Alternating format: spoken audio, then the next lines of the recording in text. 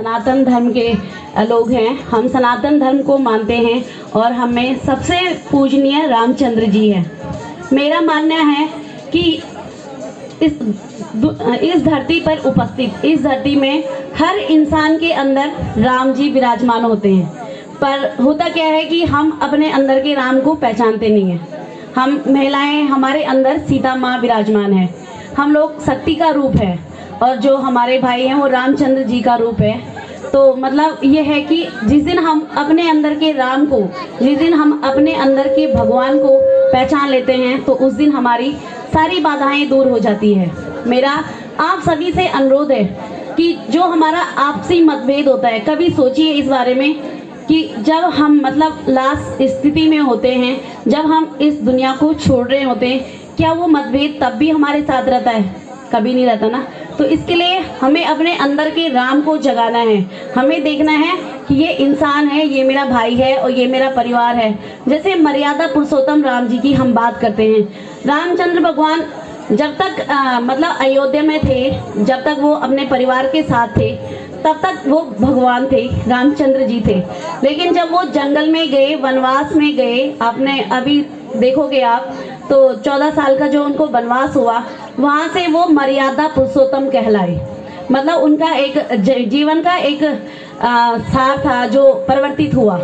तो हमें उनसे सीखना चाहिए। और हमारे लिए सबसे सौभाग्य की बात है कि हमारे भाई लोग, और आप तो शायद दूर से आए हो, आप लोग यहाँ पे हैं, हमारे लिए हैं और हमें राम जी के जीवन से परिचित करवा रहे हैं। हमने इसको एक कथा की तरह नहीं लेना है, हमने एक ऐसे कार्यक्रम की तरह नहीं लेना है। हमने देखना है कि भगवान राम जी ने क्या क्या किया है और उन सब की बातों को हम अपने मन में किस तरह से उतार सकते हैं। सीता मैया ने कितना बड़ा बलिदान दिया है शुरू से लास्ट तक। आप लोग इस कहानी के माध्यम से, इस कथा के माध्यम से देखोगे कि कैसे उन्होंने पूरा राज सुख छोड़कर, जबकि मतलब जो वरदान था वो उनके राम जी के पिता ने दिया था। शायद आज की जो हमारी जनरेशन है, तो मुझे नहीं लगता कि कोई भी ऐसा होगा कि जो अपने पिता के वादों को पूरा करे। उनके लिए वन जाना तो छोड़ो, वो घर भी छोड़ने वो बोलेंगे भाई तुम्हारा है तुम जाओ। जो आज की हमारी सिचुएशन है, जो आज के हमारे लोग हैं, तो उन्होंने वो मतलब उस समय उन्होंने किया ताकि जो हमारी पृथ्वी है, जो हमारे लोग हैं, वो इस सत्य के मार्ग पे चले और अपने माता पिताओं की सेवा करें। वो तो भगवान थे, उनको सारा ज्ञान था कि क्या होना है क्या नहीं होना, लेकिन उन्होंने हमारे लिए, हमारा जीवन यथार्थ बनाने के लिए वो सारी लीलाएं करी है। उन्होंने अपना बाल्यपन गुरुकुल में बिताया है, जबकि वो भगवान है, वो ज्ञानी है, उनको जरूरत नहीं है। उन्होंने अपने पिता के लिए कुर्बानियाँ दी हैं। सीता माता वो पृथ्वी से पैदा हुई है, वो भी देवी का रूप है। उन्होंने हमें शिक्षा देने के लिए, मतलब भविष्य में हम लोग उनके कार्यों से शिक्षित हो, इस चीज़ के लिए उन्होंने ये सब किया है। उन्होंने राजयोग छोड़ा है और वनवास में गए हैं अपने पति के साथ, हम लोगों को पति धर्म सिखाने के लिए। राम जी ने वनवास भोगा, वो हम लोगों को पुत्र धर्म सिखाने के लिए, हमें ये बताने के लिए कि हाँ मतलब अगर हम गृहस्थी से अलग होते हैं, उसके अलावा भी जीवन है, हम कहीं पर भी रहें लेकिन हम अपने कर्तव्यों से बंधे रह सकते हैं। ये चीज़ हमने सीखनी है। और हम तो इतने सौभाग्यशाली हैं कि हमारे बच्चे, हमारे छोटे छोटे भाई इन सब लीलाओं को जानते हैं और हमारे सामने प्रस्तुत करते हैं। ये ऐसा है, तो ये कोई राजनीतिक मंच नहीं है, इसलिए यहाँ पे कोई राजनीतिक बात मैं नहीं कर सकती। लेकिन हाँ, इतना आप सबसे निवेदन जरूर करूँगी कि कुछ भाई लोग, आप माताएं लोग जो संघर्ष अपने गांव के लिए कर रहे हैं, जो आप अपने विस्थापन के मुद्दे को तेज कर रहे हो, उस बात से मुझे आज बहुत खुशी है आप सबसे मिलके।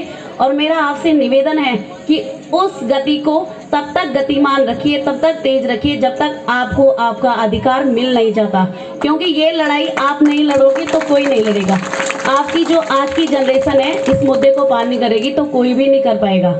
और मैं आप सभी को बहुत बहुत बधाई देती हूँ और बहुत बहुत धन्यवाद आपका कि आपने मुझे इस लायक समझा कि मेरे को यहाँ पे मंच में जगह दी। उसके लिए आप सभी का बहुत बहुत धन्यवाद। और मैं आपसे निवेदन करती हूँ कि इस कथा को एक मतलब ऐसे शिक्षा की तरह देखें कि हाँ हम इससे क्या ले सकते हैं, हम अपने बुजुर्गों के तरह साथ कैसा व्यवहार करते हैं, हम अपने बच्चों के साथ कैसा व्यवहार करते हैं। ऐसा नहीं है कि बहुएं ही हैं, हम सास अपनी बहुओं के साथ कैसा व्यवहार कर सकते हैं, हमें इसके बदले क्या मिलता है, वो सब आप इससे सीखें और रामचंद्र भगवान के ऊपर सारी विपदाएं छोड़ दें, वो आपको जरूर पार लगाएंगे। जय श्री राम।